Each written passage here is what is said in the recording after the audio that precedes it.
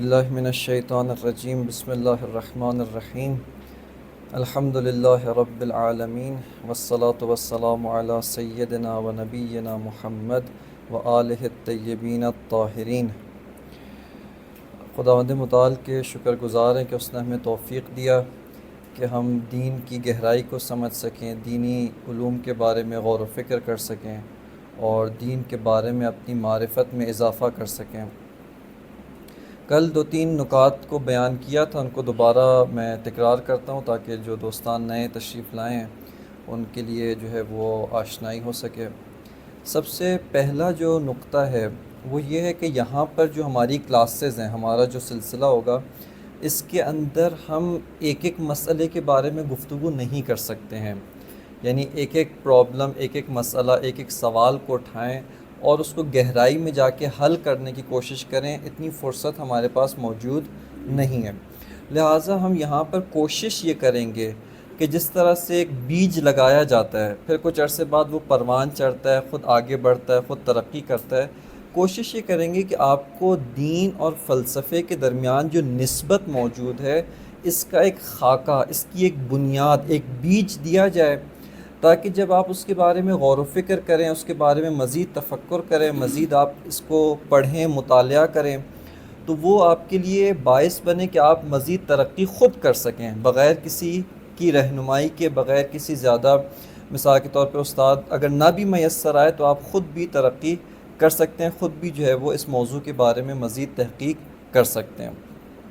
لہٰذا یہ نقطہ ضروری سمجھتا ہوں کہ اس کے بارے میں یاد دہانی کروائی جائے۔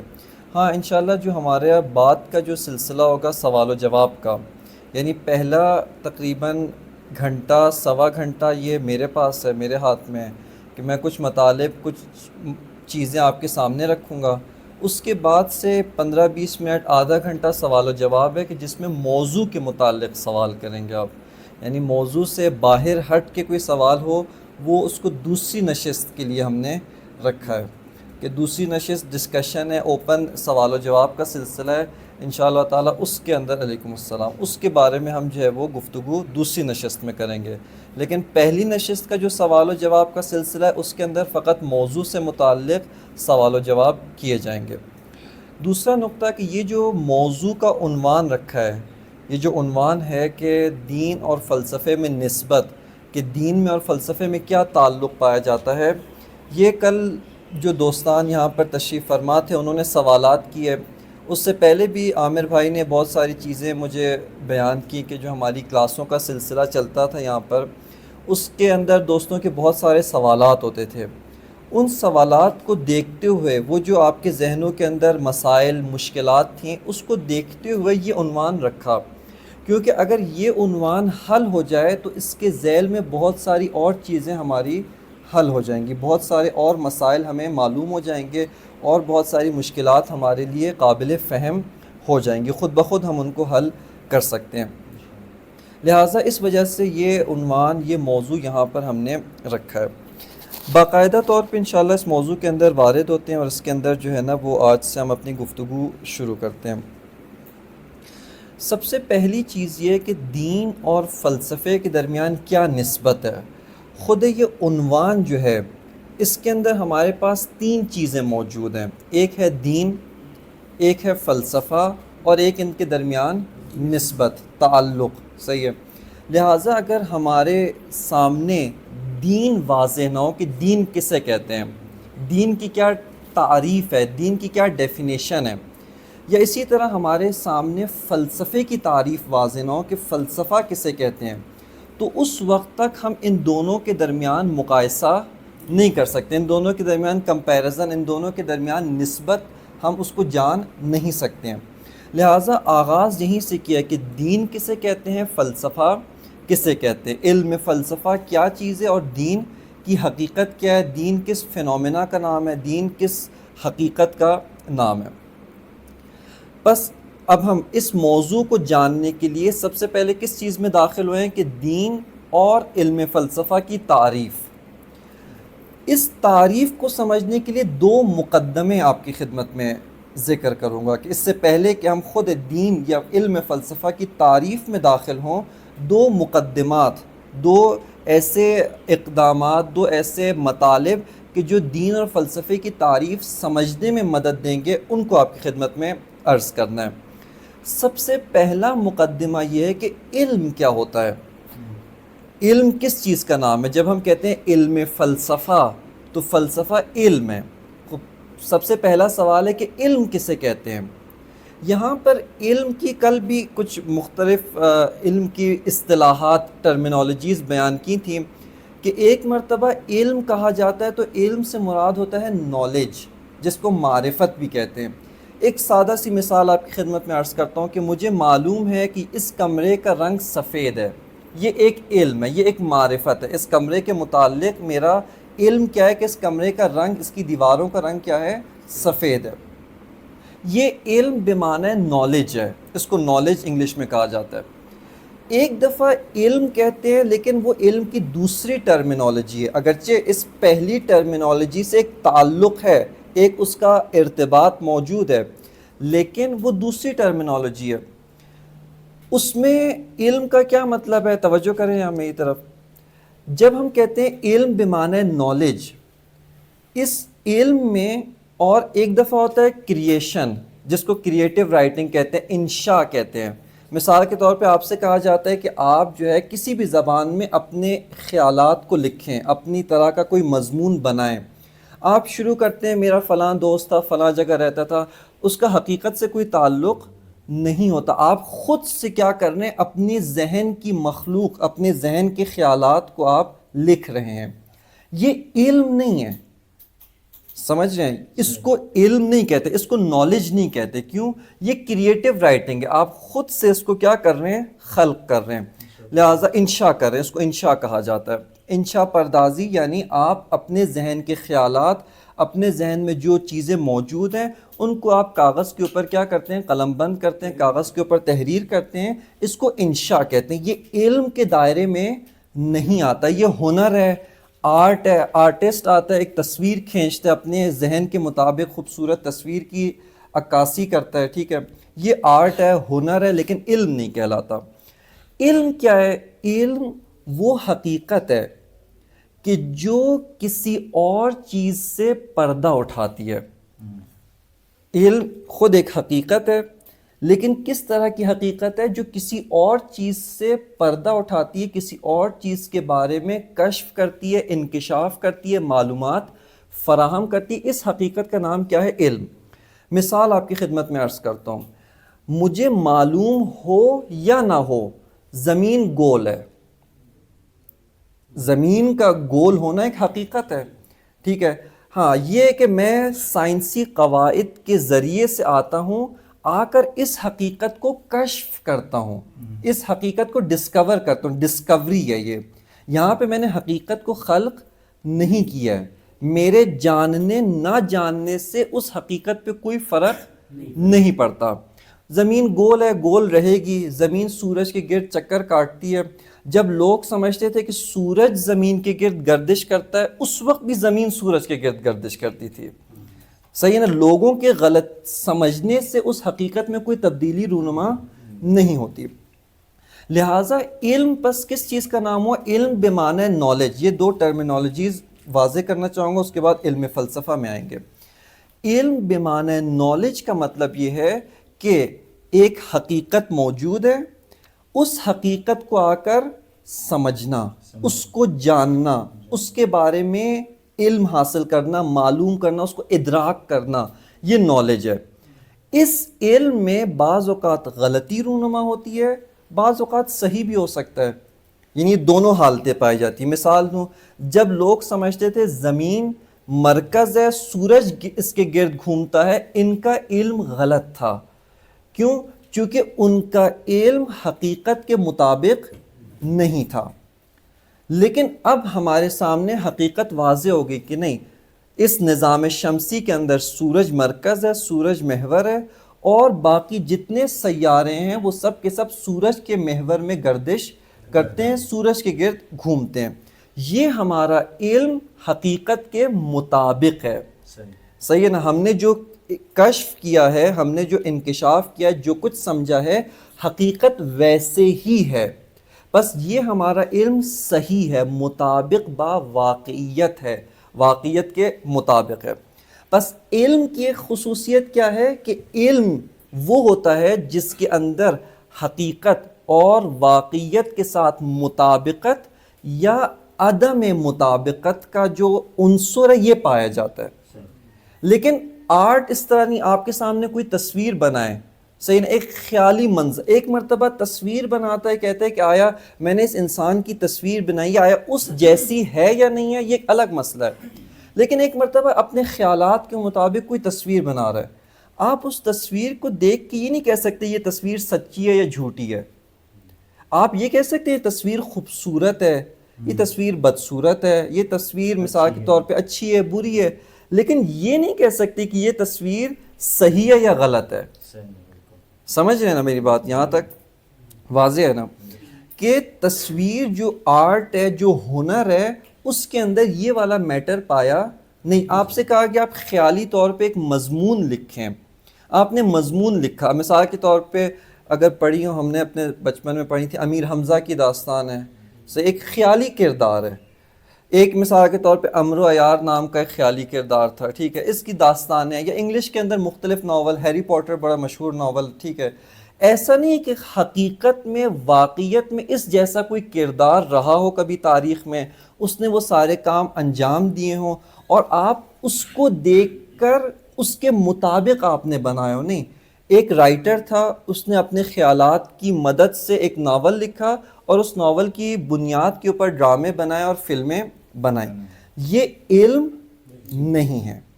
بس پہلی بات، علم جب کہتے ہیں نالج کے معنی میں، اس کا مطلب کیا؟ ایک حقیقت سے پردہ اٹھانا، حقیقت کو کشف کرنا، حقیقت اور واقعیت کا انکشاف. اور اس کی علامت آپ کے سامنے بیان کی کہ اس کے اندر غلطی کا بھی امکان پایا جاتا ہے، صحیح بھی ہو سکتا ہے، جس کو اصطلاح میں کہتے ہیں مطابقت یا عدم مطابقت، یعنی آپ کا علم جو ہے اس حقیقت کے مطابق ہے یا نہیں. علم کی جو دوسری ٹرمینالوجی ہے، علم بمعنی سائنس، اس کا پہلی ٹرمینالوجی کے ساتھ ایک تعلق ہے، اور وہ یہ ہے کہ یہ جو علم ہے یہ کسی حقیقت سے پردہ اٹھاتا ہے. ابھی میں نے بہت عام چیز لی ہے، کسی بھی حقیقت سے، ٹھیک ہے نا، کسی بھی حقیقت سے پردہ اٹھاتا ہے. لیکن اس کی ایک خاصیت کیا ہے؟ یہ جو علم کی جو دوسری ٹرمینالوجی ہے جس کو علم بمعنی سائنس کہتے ہیں، اس کی خاصیت یہ ہے کہ اس کا ایک موضوع ہوتا ہے، سبجیکٹ. ہر علم، مثال کے طور پہ علم فزکس جو ہے وہ ایک میٹر سے بحث کرتا ہے، میٹر سے گفتگو کرتا ہے، میٹر کی کریکٹرسٹکس، اس کی خصوصیات کے بارے میں بحث کرتا ہے. لیکن اگر اس سے کہے کہ آپ میٹا فزیکل چیزوں سے بحث کریں، وہ کہے گا یہ میرے علم کے دائرے سے باہر ہے، خارج ہے، میں اس سے بحث نہیں کر سکتا. میرا علم جو ہے یا میری جو حدود ہیں وہ فقط اور فقط میٹر تک ہیں، ٹھیک ہے. اب آ کر فزکس سے کہیں مثال کے طور پہ آپ میٹر سے ہی بحث کریں، لیکن آپ میٹر کے بارے میں پیور عقلی بحث کریں، خالص عقلی، وہ کہے گا یہ بھی میرے دائرے سے باہر ہے. میری جو ریسرچ میتھڈولوجی، روش ہے، تحقیق کی روش، وہ فقط اور فقط کون سی ہے؟ تجربی روش ہے. ابھی ان کے بارے میں آ کے مزید گفتگو کریں گے. صرف آپ کو یہاں پہ بتانا مقصود یہ ہے کہ علم کسے کہتے ہیں؟ علم بمعنی سائنس. علم جس کو سائنس کہتے ہیں وہ مراد ہے. یہ کل میں نے ایک غلطی جو عموماً ہمارے ہاں رائج ہے، اور اس کو شہید مطہری نے بھی ذکر کیا کہ عموماً سائنس جب کہا جاتا ہے تو ہم سمجھتے ہیں سائنس صرف اور صرف نیچرل سائنسز کو کہا جاتا ہے، فزکس، کیمسٹری، بایو، یہ سب چیزیں آتی ہیں. جبکہ سائنس کا مطلب ہے علم. سائنس کا جو مطلب ہے نا، سائنس، علم، اس کو اگر ترجمہ کرنا چاہیں وہ علم ہے، کوئی بھی علم، اس کو سائنس کہتے ہیں. اسی وجہ سے فار ایگزامپل سائیکالوجی، سوشیولوجی، یہ سوشل سائنسز ہیں، یہ علوم اجتماعیات کہلاتے ہیں، علم الاجتماع ہے. اس کے علاوہ دیگر جو علوم ہیں جن کا معاشرے سے تعلق ہے، یہ علم ہے، ایک سائنس ہے، صحیح ہے. لہٰذا جب سائنس کہا جاتا ہے اس سے مطلب صرف نیچرل سائنسز نہیں ہے، بلکہ اس کا دائرہ بہت وسیع ہے. حتیٰ فلسفی بھی سائنس ہے، علم ہے. خب اس علم کی جو ہے جب علم بمعنی سائنس کو کہتے ہیں تو اس کی 3-4 کریکٹرسٹکس ہیں, یہ بہت اہم ہے. سب سے پہلی خصوصیت یہ اس کا حتماً ایک موضوع ہوتا ہے, ایک عنوان سے مراد سبجیکٹ جس کے کریکٹرسٹکس سے یہ علم کیا کرتا ہے, گفتگو کرتا ہے, بحث کرتا ہے, اس کے دائرے سے وہ باہر نہیں جا سکتا. یعنی اس علم, خود آپ اس علم سے کہیں کہ آپ اس سے باہر بات کریں, وہ کہے گا میرے دائرے سے باہر ہے, میں اس سے آگے نہیں جاؤں گا. یہ پہلی کریکٹرسٹک ہے. یہ جو موضوع ہے نا یہ بہت اہمیت کا حامل ہے, آگے جا کر ہمیں اس کی ضرورت پڑے گی. 3-4 جو کریکٹرسٹکس ہیں ان کو آپ نے حتماً ذہن میں رکھنا ہے, چونکہ عموماً ہم لوگ یہ سب چیزیں پڑھ رہے ہوتے ہیں, ان سے سروکار ہوتا ہے, لیکن ان کو ہمارے جو یونیورسٹی کے علوم ہیں, ہمارے جو ریگولر رائج تعلیمی نظام ہے, اس کے اندر کبھی بھی ان چیزوں کو کھول کر بیان نہیں کیا جاتا, اس طریقے سے واضح نہیں کیا جاتا ہے. فزکس کا موضوع کیا ہے؟ Matter. Anything that occupies space and has weight is called matter. Physics کا موضوع کیا ہے؟ میٹر ہے. فزکس اس کے ساتھ کیا کرتا ہے؟ بحث کرتا ہے, اس سے گفتگو کرتا ہے. اسی طرح یہ فزکس کا جو دائرہ کار ہے وہ میٹر ہے, اس کا موضوع جو ہے فقط میٹر ہے. اچھا, میٹر بھی ہر لحاظ سے میٹر سے بحث نہیں کرے گا, ایک خاص جہت سے میٹر سے بحث کرتا ہے. اگر 2-3 میٹرز کو آپس میں ملا کر کمبینیشن بنائیں, فزکس کہتا ہے میں اس سے بحث نہیں کروں گا, یہ کیمسٹری کا موضوع ہے. میٹر کس جہت سے؟ جس جہت سے اس کا ویٹ ہے اور جس جہت سے وہ اسپیس آکوپائی کرتا ہے, اس جہت سے صرف فزکس کیا کرتا ہے؟ گفتگو کرتا ہے. بس اب آپ دیکھیں یہاں پہ بات تھوڑی دقیق ہوتی جا رہی ہے, صحیح ہے نا؟ اگر ساتھ ساتھ چل رہے ہیں نا, کوئی مشکل تو ابھی تک پیش نہیں ہے, یہاں تک کوئی سوال تو نہیں ہے. سوال ہے ایک کر لوں بیان فرما, اگر جو ہے وہ علم سے متعلق ہے. یہ تو ہمارے پاس یہ علم ہے کہ اسلام آباد پاکستان کا کیپٹل ہے, یہ تو آلریڈی انڈرسٹوڈ ہے, کوئی انکار نہیں کر سکتا. ایک اگر کوئی بورڈ لگائے کہ میں آپ لوگوں کو سویمنگ سکھاتا ہوں, اب یہ سویمنگ سکھانا علم ہے؟ دیکھیں علم میں اور ہنر میں فرق ہے. یہاں پہ اچھا سوال ہے, یعنی یہیں پہ اس کا تعلق ہے. ایک ہوتی ہیں سکلز, ایک ہوتا ہے علم. سوئمنگ سکل ہے, صحیح ہے نا؟ اگرچہ یہ سکلز بھی کسی خاص قواعد اور ضوابط کے مطابق ہیں. مثال کے طور پہ سوئمنگ ہے, آپ اس کے اندر کیا ہے کہ دریا کا بہاؤ یا مثال کے طور پہ بہاؤ اس طرف ہے, اس کے اپنے قواعد ہیں کہ اگر آپ نے پانی کے اوپر تیرنا ہے, اس تیرنے کے اپنے خاص قوانین ہیں, خاص قواعد ہیں, صحیح ہے؟ ان قواعد اور قوانین کی اگر رعایت کریں گے, اس کے مطابق چلیں گے, تو یہاں پر آپ پانی کے اوپر تیر سکتے ہیں, ڈوبیں گے نہیں. یہ لیکن اس کے مطابق جو پریکٹیکل سٹیپس ہیں یہ سکلز کہلاتے ہیں, علم نہیں ہے. یعنی یہاں پر دیکھیں اگرچہ سکلز کی بنیاد علم ہے, یعنی آپ کو فزکس کے جو پانی کے قواعد ہیں وہ معلوم ہونے چاہیے. پانی کے اوپر کون سی چیز تیرتی ہے, کیا حرکتیں کریں گے, مجھے نہیں معلوم کس طرح تیرا جاتا ہے, لیکن مثال کے طور پہ اگر خاص طریقے سے ہاتھ چلائیں گے تو پانی آپ کو اپنے اندر کھینچ لے گا, آپ غرق ہو جائیں گے, آپ ڈوب جائیں گے. لیکن اگر آپ خاص طریقے سے پانی کے اوپر ہاتھ چلائیں گے, پاؤں چلائیں گے, آپ پانی کی سطح کے اوپر تیر سکیں گے اور آگے بڑھ سکیں گے. پھر مثال کے طور پہ ایک خاص طریقے سے جو ہے وہ ہاتھ چلائیں گے تو آگے کی سمت میں جائیں گے, نہیں تو پیچھے کی طرف جائیں گے. یہ قواعد ہیں. یہ کون سے ہیں؟ یہ قواعد ہیں, یہ علم ہے. سمجھ رہے ہیں فرق کیا ہو رہا ہے؟ لیکن اس کی بنیاد پر جو پریکٹیکل سٹیپس ہیں, جو عملی اقدامات ہیں, یہ سکلز کہلاتے ہیں. مثال دیتا ہوں, ایک آدمی کو سب کچھ پتا ہو تیرا کس طرح جاتا ہے, لیکن آج تک وہ تیرا نہیں ہے, تو اس میں تیرنے کی مہارت نہیں ہے, وہ تیراکی نہیں کر سکتا, لیکن اس کو پتہ ہے کہ پانی پر تیرنے کے قواعد کیا ہیں. صحیح ہے نا؟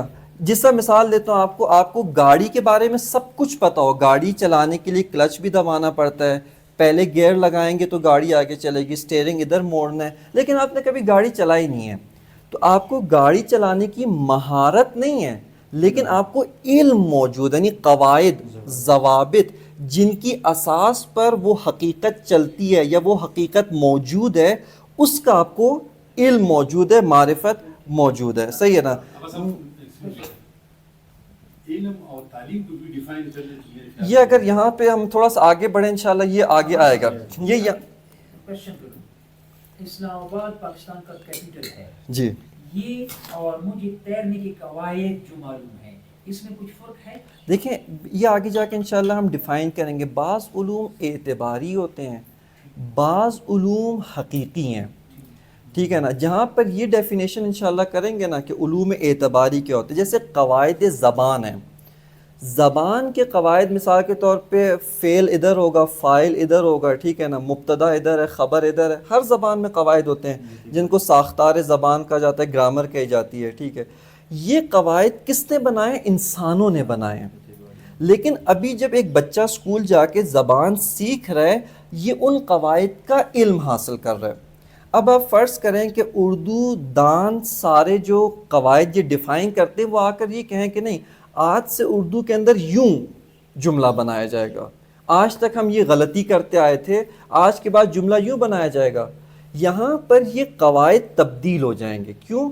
کیونکہ یہ انسانوں نے اپنی ضرورت کے تحت ان کو خود بنایا ہے, خود اعتبار کیا ہے. اس کو اعتبار کہتے ہیں. صحیح, اعتبار یعنی انسان اپنی روز, سادہ سی مثال, آپ کی جیب میں نوٹ ہے 1000 روپے کا, آج حکومت پاکستان اعلان کرتی ہے کہ یہ والا نوٹ ختم ہو گیا ہے. اب آپ اس نوٹ کے ذریعے کوئی بھی چیز نہیں, اس نوٹ میں اور اس کاغذ میں کوئی فرق نہیں ہے. کیوں؟ چونکہ حکومت نے اس کو اعتبار دیا تھا, اس کو ایک ویلیو دی تھی.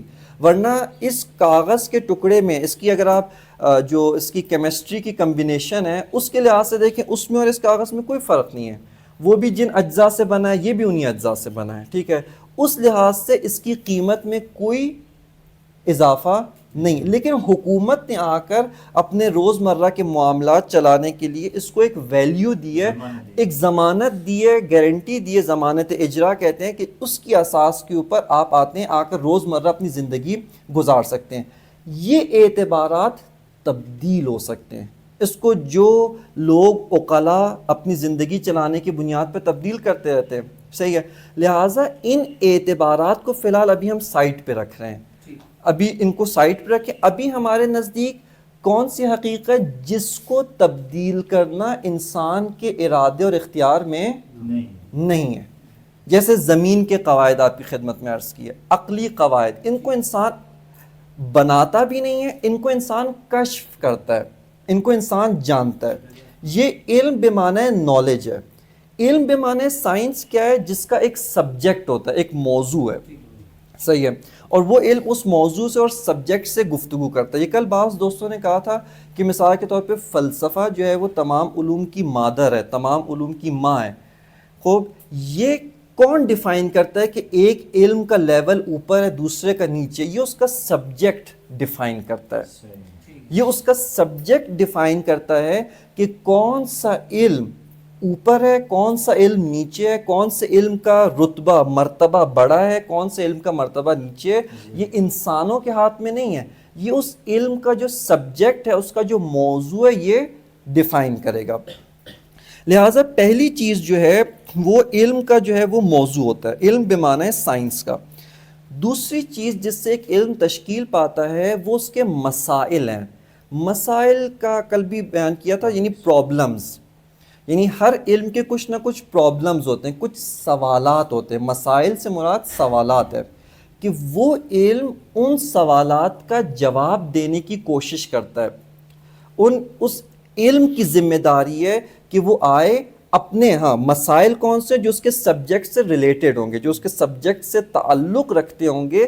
ان مسائل, ان سوالات, ان پرابلمز کو حل کرنا اس علم کی ذمہ داری ہے. اس سے ہٹ کر, اس موضوع سے ہٹ کر پرابلمز ہیں, یہ علم اس کو ہاتھ بھی نہیں لگائے گا. یا مثال کے طور پہ اور کوئی پرابلمز ہیں, یہ علم اس کو سولو نہیں کرے گا. بس دوسری چیز جو ہے وہ علم کے مسائل یا علم کے جو پرابلمز ہیں اس سے ایک علم تشکیل پاتا ہے. مقدمے اور مسئلے میں بھی یہ فرق آ سکتا ہے. سوال اچھا ہے. مقدمہ, ایک چیز مقدمہ ہوتی ہے اور ایک مسئلہ ہوتی ہے. بعض چیزیں ایک علم کا مقدمہ ہوتی ہیں لیکن وہ اس علم کا مسئلہ شمار نہیں ہوتے. مثال آپ کی خدمت میں پیش کرتا ہوں. جیسے فزکس کی مثال لیتے ہیں. فزکس کا ٹاپک کیا ہے؟ میٹر. اب علم فزکس آتا ہے میٹر کی کیریکٹرسٹکس سے گفتگو کرتا ہے, اس کی خصوصیات سے گفتگو کرتا ہے. لیکن آیا میٹر موجود ہے یا موجود نہیں ہے؟ اس سے علم فزکس کبھی بھی گفتگو نہیں کر سکتا. یعنی مثال دیتا ہوں, بہت سے تھے ایسے بھی تاریخ کے اندر گزرے ہیں شکاک جنہیں کہا جاتا ہے, یعنی ہر چیز میں انہوں نے شک کیا, حتیٰ اپنے آپ میں بھی شک کیا کہ میں موجود ہوں یا موجود نہیں ہوں. مادے میں شک کیا, عالم مادہ میں شک کیا, میٹر میں, ہر چیز میں انہوں نے شک کیا. ایک ایسا انسان آ کر پیدا ہو جائے, وہ آ کر یہ کہے کہ میٹر نام کی کوئی چیز موجود نہیں ہے, یہاں پر علم فزکس بیٹھ جائے گا. کیوں؟ کیونکہ جو چیز ہے ہی نہیں, میں اس کے کیریکٹرسٹکس کو کیا بیان کروں؟ میں اس کے یعنی جو چیز, مثال دیتا ہوں, بھوت, پری, یا مثال کے طور پہ چڑیل, اس نام کی کوئی حقیقت موجود نہیں ہے. یہ جو افسانوں میں, یہ صرف افسانوں میں موجود ہے. مثال کے طور پہ بھوت کا جو کانسیپٹ ہے, جن کی بات نہیں کر رہا, جنات موجود ہیں, ملائکہ موجود ہیں, صحیح ہے. ہم فلسفیکل بھی انشاءاللہ بات کریں گے کہ فلسفی طور پر بھی یہ موجودات جو ہیں موجود ہیں, دینی لحاظ سے ہٹ کر. دین نے تو کہا ہے کہ موجود ہیں, حتیٰ عقلی لحاظ سے بھی ہم یہ بات کر سکتے ہیں یہ موجودات موجود ہیں. یہاں پر جو فار ایگزامپل جو چیزیں موجود ہی نہیں ہیں, ان کے بارے میں کوئی علم تشکیل ہی نہیں پا سکتا. کیوں؟ کیونکہ علم اس چیز کا نام ہے کہ جو کسی حقیقت کو کشف کرتا ہے. یہ تو کوئی حقیقت ہے ہی نہیں. سمجھ رہے ہیں میری بات؟ یعنی بھوت نام کی کوئی حقیقت, کوئی واقعیت, کوئی حقیقت ہے ہی نہیں. جب کوئی حقیقت ہی نہیں ہے تو میں اس کے بارے میں کیا بحث کروں, میں اس کے کیا کریکٹرسٹکس بیان کروں؟ لہٰذا یہاں پر کوئی علم تشکیل نہیں پاتا. یہ جتنی چیزیں جو علم کے شروع ہونے سے پہلے آتے ہیں, آ کر ایک ماحول بناتے ہیں تاکہ وہ علم تشکیل پائے, یہ مقدمہ علم کہتے ہیں. مقدمہ علم سے کیا مطلب ہے؟ یعنی وہ ساری کی ساری چیزیں جو علم کا حصہ نہیں ہیں, لیکن اس علم کے شروع ہونے کے لیے جن کا ہونا ضروری ہے, یہ اس علم کا مقدمہ کہتے ہیں. اس علم کے مسائل میں شامل نہیں ہوتے, اس علم کے مسائل کا حصہ نہیں ہے. بس علم جس دوسری چیز سے تشکیل پاتا ہے وہ علم کے مسائل ہیں. مسائل سے مراد وہ سوالات جو اس کے موضوع کی خصوصیات کے بارے میں ہوتے ہیں, اس کی کریکٹرسٹکس کے بارے میں, ان کو مسائل کہا جاتا ہے. تیسرا جو طریقہ ہے, تیسری چیز جس سے ایک علم تشکیل پاتا ہے, وہ علم کی روش ہے, میتھڈالوجی ہے. اس کو سمجھنے کے لیے ایک چیز جو جاننا ضروری ہے وہ یہ ہے کہ کوئی بھی علم بے معنی سائنس مراد ہے, یہ تقلیدی نہیں ہو سکتا. تقلیدی سے مراد کیا ہے کہ آپ یہ کہیں کہ فزکس مثال کے طور پہ سپیڈ کے اندر ڈسٹینس میں اور جو ٹائم, سپیڈ, ڈسٹینس اور ٹائم, اس میں جو ریلیشن شپ ہے, یہ کیوں ریلیشن شپ ہے؟ فار ایگزامپل سپیڈ میں اور ٹائم میں کون سا ریلیشن شپ ہے؟ انورس. سپیڈ زیادہ ہوگی, ٹائم کم ہوگا. ٹائم اگر زیادہ ہو تو اس کا مطلب ہے سپیڈ کم ہے, انورس ریلیشن شپ ہے. خوب کیوں انورس ریلیشن شپ؟ آپ کہیں چونکہ فلاں پیر صاحب نے کہا. یہ علم فزکس نہیں ہے. علم کبھی بھی تقلیدی نہیں ہوتا, علم کی ذات ہے. یعنی دیکھیں, یعنی یہ میرے کہنے کی بات نہیں ہے, علم کہتے ہی اس چیز کو ہے کہ جس کی ایک ریسرچ میتھڈالوجی ہوتی ہے, ایک تحقیق ہوتی ہے, دلیل ہوتی ہے, آرگیومنٹ ہے. اگر آپ کہیں کہ آرگیومنٹ یہ آپ کی دلیل یہ کہ چونکہ فلانے نے کہا, یہ علم نہیں ہے, یہ تقلید ہے. آپ نے اس کی پیروی کر رہے ہیں, آپ اس کی تقلید میں آپ نے اس بات کو کیا کیا, قبول کر لیا. یہ علم تشکیل نہیں پاتا. لہٰذا سب سے پہلی چیز یہ کہ جو تیسرا پوائنٹ ہم علم میں ڈسکس کریں وہ ہے روش. روش کا کیا مطلب ہے؟ Research methodology. اس علم میں کس طریقے سے آپ اس کے پرابلمس کو, اس کے مسائل, اس کے سوالات کو ہم اس بات کر سکتے ہیں, اس کو پروو کر سکتے ہیں. اس کے لیے یہ نقطہ ذکر کیا ہے کہ علم تقلیدی نہیں ہوتا. لہٰذا جب علم تقلیدی نہیں ہے تو اس کے لیے حتماً ایک روش کا ہونا ضروری ہے, ایک ریسرچ میتھڈالوجی کا ہونا ضروری ہے. مختلف علوم میں مختلف روشیں ہوتی ہیں اور ان میں جو ہے وہ الگ الگ جو ہے وہ ریسرچ میتھڈالوجی ہوتی ہے. چوتھی چیز جو ہے وہ اس علم کا مقصد یا اس علم کی غایت ہے کہ یہ علم آخر میں آپ کو کہاں تک پہنچائے گا، یہ علم آپ کو آخر میں کس ڈائریکشن میں لے کے جائے گا. یہ چوتھی چیز ہے جو ایک علم کو جو ہے وہ تشکیل دیتی ہے. بس یہ 4 پوائنٹس آپ کی خدمت میں ذکر کیے کہ علم بمعنی سائنس، اس کے لیے یہ 4 پوائنٹس ہونا ضروری ہیں. خب ترتیب ذہن میں ہے. اصل ہمارا ٹاپک کیا ہے؟ فلسفہ اور دین میں نسبت. اس کو جاننے کے لیے سب سے پہلے ہم نے کہاں داخل ہوئے کہ دین کسے کہتے ہیں اور علم فلسفہ کسے کہتے ہیں. علم فلسفہ علم ہے، لہٰذا ہم نے پہلا مقدمہ یہ ذکر کیا کہ علم کیا ہوتا ہے. علم کی 2 ٹرمینالوجیز ذکر کی، ایک علم بمعنی نالج ہے، دوسرا علم بمعنی سائنس. یہ یہاں پر ہمارا پہلا مقدمہ ختم ہو گیا. اب آتے ہیں دوسرا مقدمہ، وہ یہ ہے کہ کسی بھی حقیقت، اب دیکھیے علم بمعنی نالج کا کہ ایک حقیقت ہے، اس حقیقت کو کشف کرنا، اس کو ڈسکور کرنا، یہ علم بمعنی نالج ہے. یعنی ہم اس کو کشف کرتے ہیں، اس حقیقت کو پاتے ہیں، درک کرتے ہیں، ادراک کرتے ہیں، سمجھتے ہیں. یہ ہم نے اس کے بارے میں علم حاصل کیا، معرفت حاصل کیا. یہاں پر ایک سوال پیدا ہوتا ہے، وہ یہ ہے کسی بھی حقیقت کو کتنے راستوں سے ہم کشف کر سکتے ہیں؟ یہ میں نے جو دوسرا مقدمہ لکھا ہے یہ اس سوال کا جواب ہے کہ کوئی بھی حقیقت ہے، کوئی بھی حقیقت، فی الحال سوال کو بہت عام رکھا ہے، بہت جنرل سوال رکھا ہے کہ کوئی بھی حقیقت ہو، اس حقیقت کو ڈسکور کرنے کا کیا طریقہ ہے؟ صحیح ہے. یہاں پر جو انسان کے پاس کسی بھی حقیقت کو ڈسکور کرنے کے طریقے ہیں وہ کلی طور پہ 4 طریقے ہیں. اس کے علاوہ 5واں کوئی اور طریقہ کار نہیں ہے. اس سے کم ہو سکتا ہے، ممکن ہے بعض کسی خاص طریقے کا انکار کریں، جیسے عرض کروں گا بعد میں کہ مغربیوں نے آ کر بعض طریقے کا انکار کیا، کسی نے عقل کا انکار کیا، انہوں نے کہا عقل میں غلطی ہوتی ہے، خطا ہوتی ہے، لہٰذا عقل کے ذریعے سے کسی چیز کی حقیقت کا علم نہیں حاصل ہو سکتے.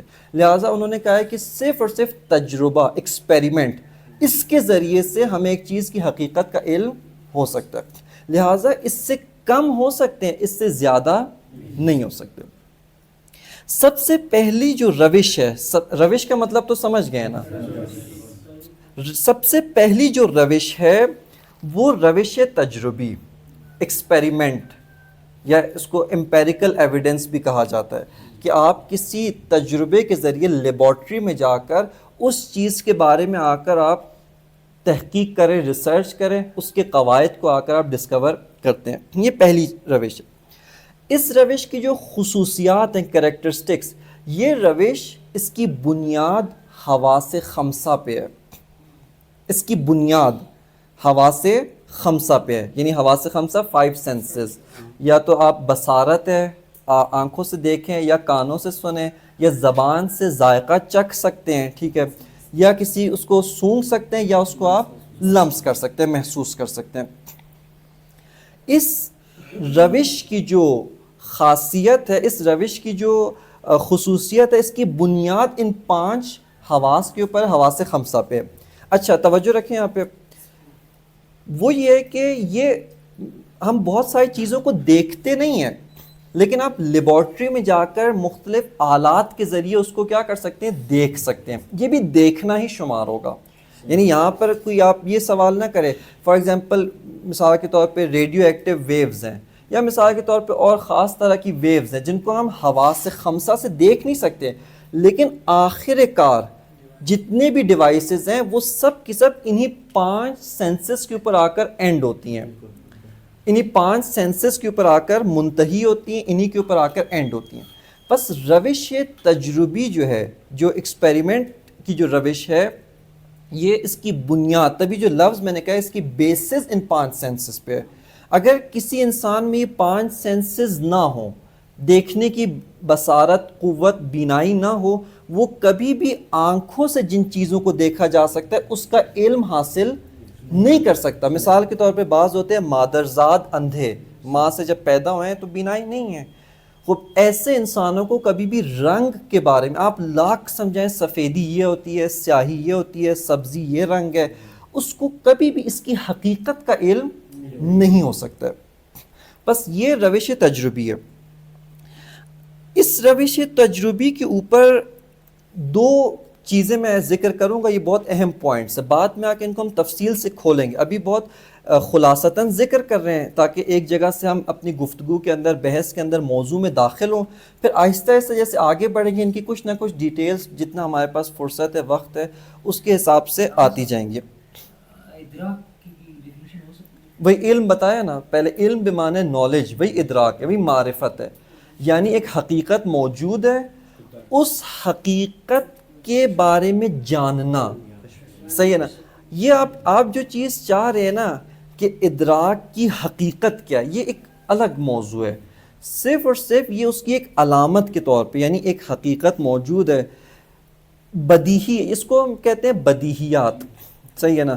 یعنی یہ وہ چیزیں کہ آپ ادراک کو ادراک کے ذریعے سے ادراک کرتے ہیں. سمجھ گیا آپ جو ہے نا؟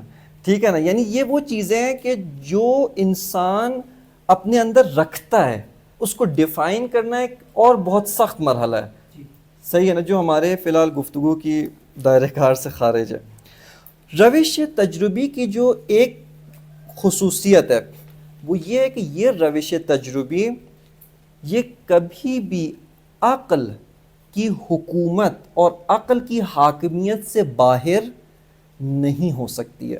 یہ بہت بڑی بات کہہ رہا ہوں میں، لیکن بعد میں انشاءاللہ ابھی تھوڑا سا آگے جائیں گے تو آپ کو آگے اس کے بارے میں بیان کروں گا کہ روش تجربی یہ عقل کی حکومت سے باہر نہیں ہو سکتی. اگرچہ مغربی جو فزکس دان ہیں، فلاسفہ ہیں، بہت کوشش کی، ایڑی چوٹی کا انہوں نے زور لگایا کسی طرح عقل کو مائنس کریں، بالکل مائنس کریں، لیکن دو تین جگہوں پہ آ کر بالکل پھنس جاتے ہیں. پہلی جگہ کون سی ہے؟ وہ ہے کاز اینڈ ایفیکٹ، علت اور معلول، سبب اور مسبب.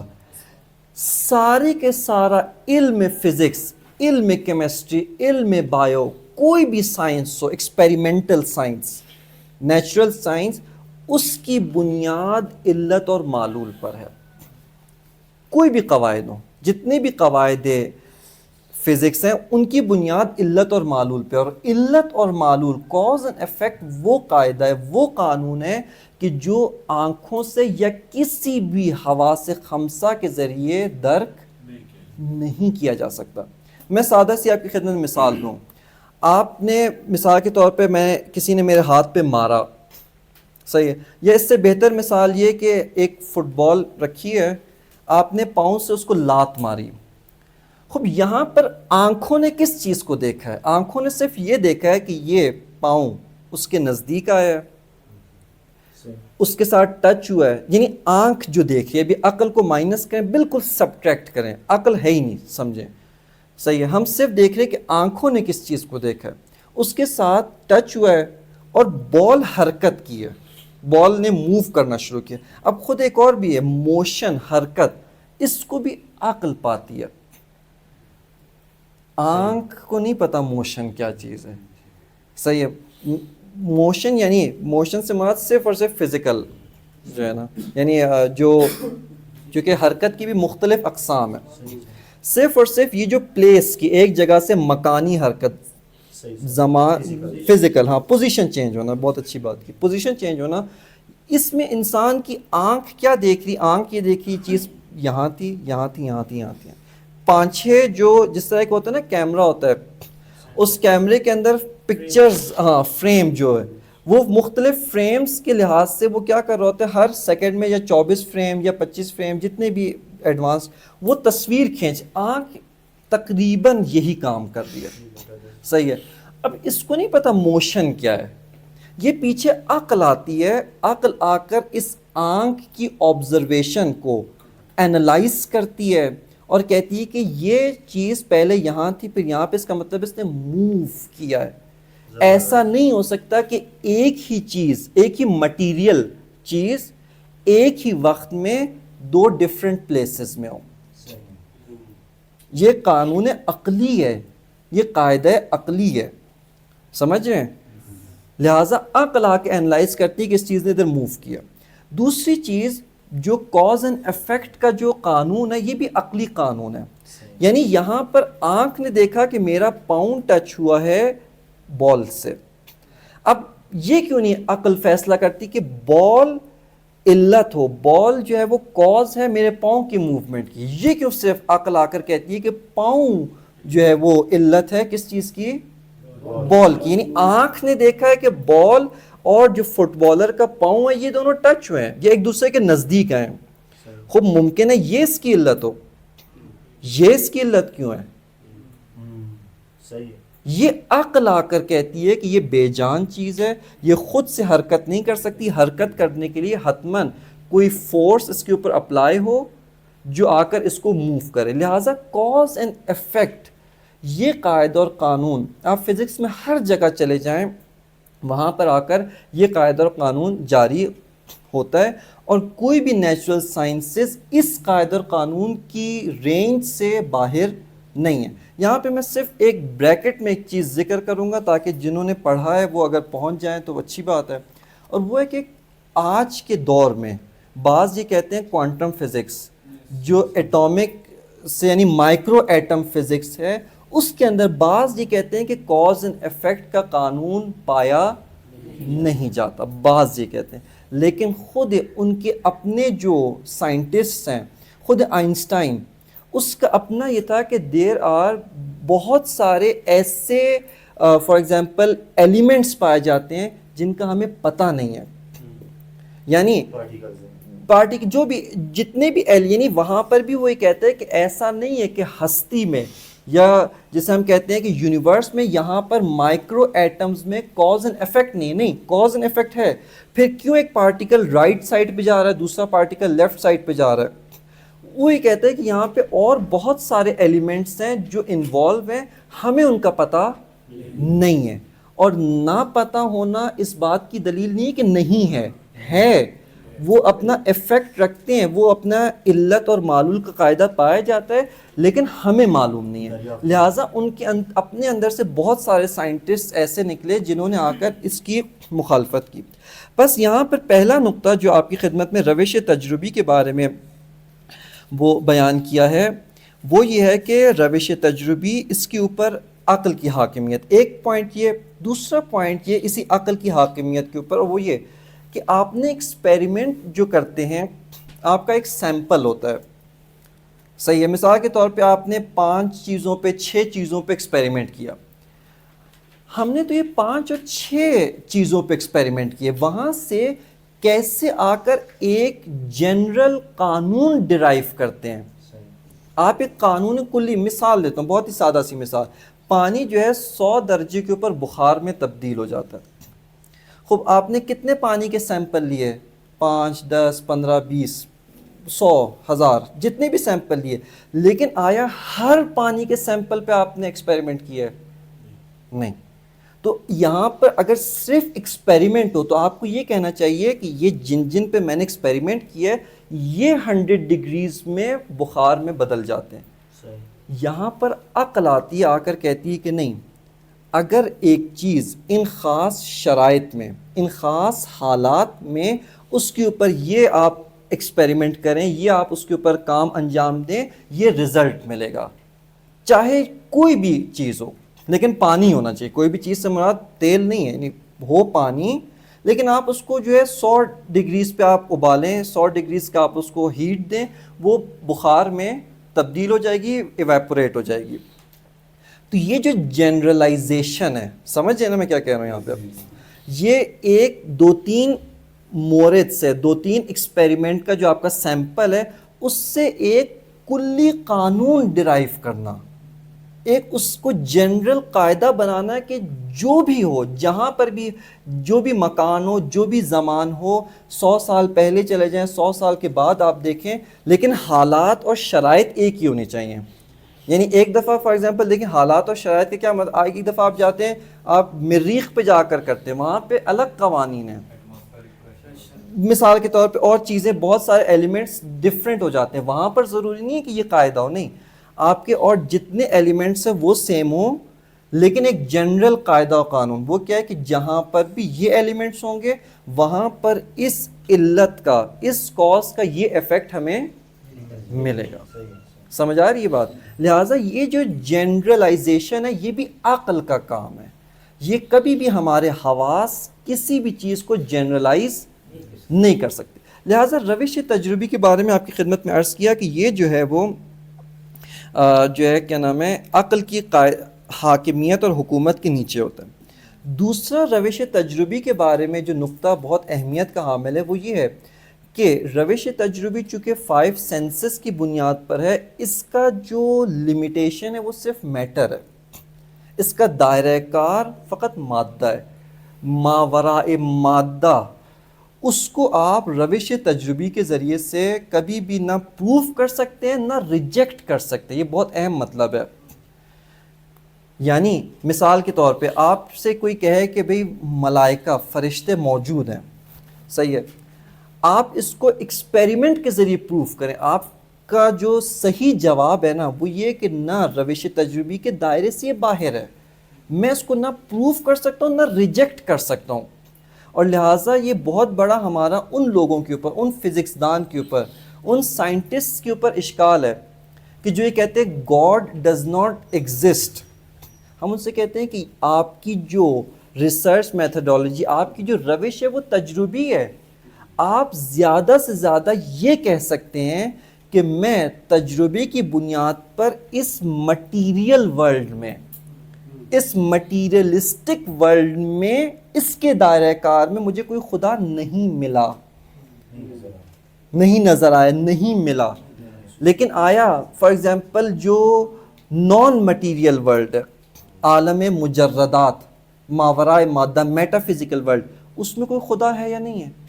اس کو جو ہے نہ سائنٹسٹ پروف کر سکتا ہے نہ ریجیکٹ کر سکتا ہے. آغا صاحب آپ کا جو علم ہے نا وہ آپ کو اس بات کی اجازت نہیں دے سکتا. اور اگر آپ اس کو پروف کرتے ہیں یا ریجیکٹ کرتے ہیں یہ آپ اپنے علم کی حدود سے باہر جا رہے ہیں. صحیح ہے.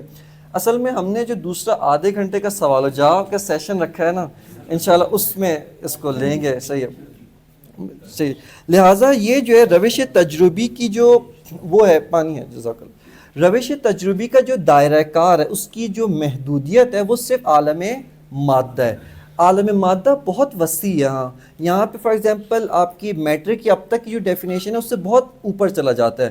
مثال کے طور پہ آپ کی ریز، جتنی ویوز ہیں، جتنی امواج ہیں، یہ سب مٹیریل ہیں، یہ سب مٹیریلسٹک ورلڈ میں آتی ہیں. ریڈیو ویوز ہو گئی، ٹیلی ویژن کی ویوز ہیں، ایکس ریز، یہ جتنی بھی امواج ہیں، صحیح ہے، سرخ امواج ہیں بعض جن کو سرخ امواج کہا جاتا ہے، جو مختلف اور سینسرز کے ذریعے سے سینس ہوتی ہیں، یہ سب کی سب مٹیریلسٹک ورلڈ کا ہی حصہ ہیں. ضروری نہیں میٹر جو ہے مثال کے طور پہ پتھر ہو یا چیئر کی طرح ایک موٹی چیز ہو، نہیں، اب میٹر بہت جو ہے نا وہ وسیع ہو چکا ہے. یہ پہلی روش تجربی کو ہم نے کچھ حد تک جو ہے وہ کھولا ہے اور اس کی وضاحت کی ہے. دوسری چیز جو ہے، دوسری جو روش ہے وہ روش عقلی ہے. روش عقلی کے ذریعے سے بھی ہم اشیاء کی جو حقیقت ہے اس کو کشف کر سکتے ہیں، اس کو جان سکتے ہیں، ٹھیک ہے، اس کی حقیقت کو پا سکتے ہیں. روش عقلی کا جو دائرہ کار ہے وہ کس طریقے سے عمل ہوتا ہے؟ وہ یہ ہوتا ہے کہ آپ کے پاس معلومات کا کچھ ذخیرہ ہے اور کچھ مجہولات ہیں. مجہولات یعنی جو آپ نہیں جانتے ہیں، جہل سے نامعلوم ہو، بہتر لفظ نامعلوم ہے، یعنی آپ کو معلوم نہیں ہے. ان معلومات کو ہم سیڑھی بناتے ہیں اپنے خاص قواعد اور ضوابط کے ساتھ ساتھ. ان معلومات کو اس طریقے سے استعمال کرتے تاکہ ان مجہولات کو ہم جان سکیں، ان کو کشف کر سکیں. سمپل سی مثال، بہت ہی سادہ سی مثال، ایک آدمی آ کر اس کمرے کو دیکھتا ہے، دیکھنے کے بعد اس کو پتہ ہے یہاں پہ دیوار ہے، یہاں پہ فرش ہے، یہاں پہ کرسی ہے، یہاں پہ یہ سب چیزیں ہیں، ٹھیک ہے. لیکن اس نے صرف کیا دیکھا ہے؟ کرسی. پھر وہ جا کے پوچھتا ہے کہ اس کرسی کو کس نے رکھا، کیونکہ اس کو پتہ ہے کہ کرسی ہے تو حتماً کوئی اس کو رکھنے والا بھی ہوگا، کوئی اس کو بنانے والا بھی ہوگا. ان عقلی قواعد کے ذریعے سے اس ایک سٹیپ ہے جس کو علم منطق بیان کرتا ہے کہ کس طریقے سے سوچنا ہے. غلط سوچ، غلط طریقے کی سوچ، صحیح طریقے کی سوچ، اس میں کیا فرق ہے؟ یہ کام علم منطق کا ہے، علم لاجک جس کو کہتے ہیں، اس کا کام ہے کہ وہ آ کر ڈیفائن کرتے ہیں کہ کیا طریقہ سوچنے کا صحیح ہے اور کون سا طریقہ سوچنے کا غلط ہے۔ اس کو جو ہے وہ علم منطق جو ہے وہ بیان کرتا ہے۔ لہٰذا قواعد و ضوابط عقلی کے ذریعے سے معلومات کو بنیاد بنا کر مجہولات یا نامعلومات کو کشف کرنا، یہ روش عقلی کہلاتی ہے۔ صحیح ہے، یہ روش عقلی کہلاتی ہے، اور علم منطق کا کام ہے کہ وہ آ کر اس روش کو بیان کرے۔